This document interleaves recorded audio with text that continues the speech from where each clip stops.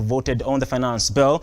There were sharp divisions over the contentious issues like the housing finance levy and the 16% VAT on petroleum products. The House was divided in down the middle, with lawmakers allied to the government strongly supporting the bill, while their counterparts from opposition vehemently raising their objection. Our reporter Henry Tende now looks at how the members on both sides of the political divide handled the discussion in the House and files the following report. To say something contrary to what he's saying. That is what debate is all about. Mheshimiwa Speaker. As was widely expected, the finance bill's second reading and subsequent debate lived up to the billing, with lawmakers on the government side and those on the opposition side going against each other on the bill that has elicited mixed reactions among Kenyans.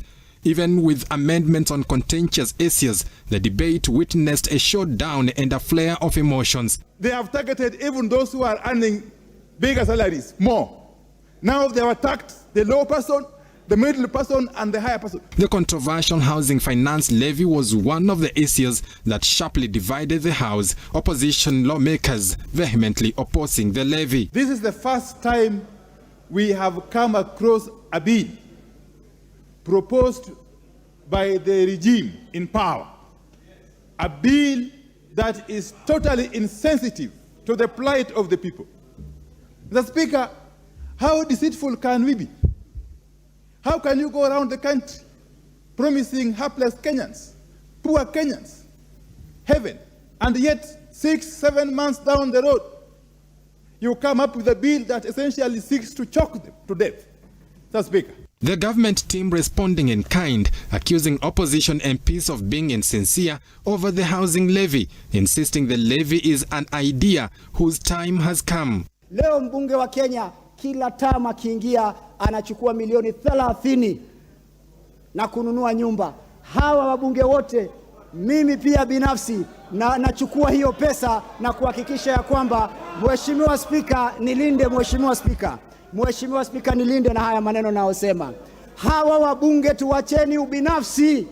Tuwacheni ubinafsi kwa mara ya kwanza. Tufikirie hawa wananchi. Ni lazima tujinyime, ni lazima tujiadhibu ili tuweze kukomboa hawa wa Kenya. We are members of parliament in these chambers who are leading constituencies where 50% of their residents stay in slums. What we are trying to do and what the Kenya government is doing is to uplift the standard of these people according to Article 43 of our Constitution. Apart from the housing levy, the 16% tax on fuel also sharply divided the House. 16% VAT on petroleum products has been retained. Mr. Speaker, what does that mean? That the cost of everything transported, goods and services, will go up. The cost of electricity will go up. Mr. Speaker, we all know that this country relies solely on fuel and petroleum products. Every facet of the economy is driven by fuel and petroleum products.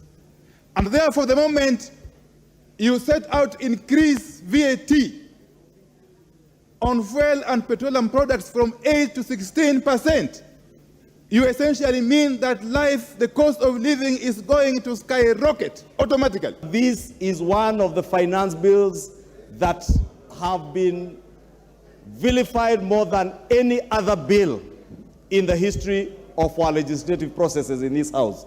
But, Honorable Speaker, the vilification has been informed by misinformation, a lot of propaganda, a lot of insinuations and disinformation of things that are not even in the bill. The Kenya Kwanza lawmakers imploring their counterparts to support the bill, which they say will enable the government to deliver on its promises. Hili taifa hatuwezi kukopa mpaka kiyama.